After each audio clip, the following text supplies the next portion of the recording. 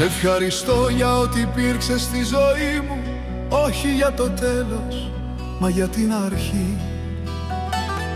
Έτσι γράφτηκαν τα βήματά μας, δεν ήταν λάθος, ήταν απλώς η στιγμή.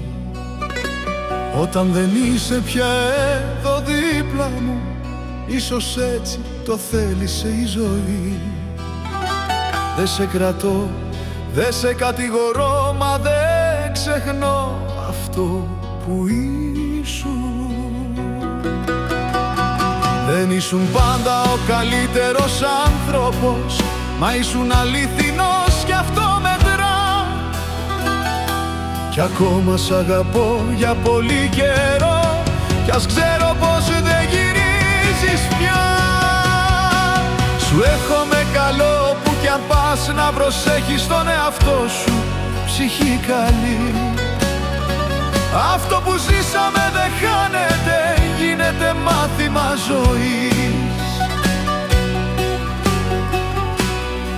Δεν ψάχνω πια απαντήσεις στο γιατί, μερικά πράγματα απλώς τελειώνουν. Η αγάπη δεν φεύγει πάντα με θόρυβο, μερικές φορές σωπαίνει και μένει. Σε κουβαλάω ήσυχα μέσα μου, όχι σαν πόνο μα σαν σημάδι. Ό,τι δεν κράτησε για πάντα, ήρθε για να μου μάθει κάτι. Αν κάτι παίρνω από όλο αυτό, δεν είναι δάκρυ, δεν είναι θυμός, είναι πως αγάπησα αληθινά, κι αυτό με κάνει πιο δυνατό άνθρωπος. Ευχαριστώ για αυτό που ήσουν, όχι για αυτά που δεν προλάβαμε πια.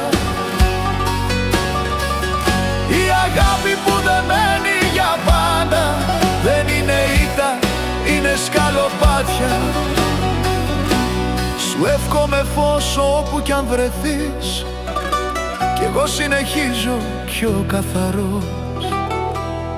Από αυτό που χάθηκε κράτησα κάτι, έμαθα πως να αγαπώ σωστά.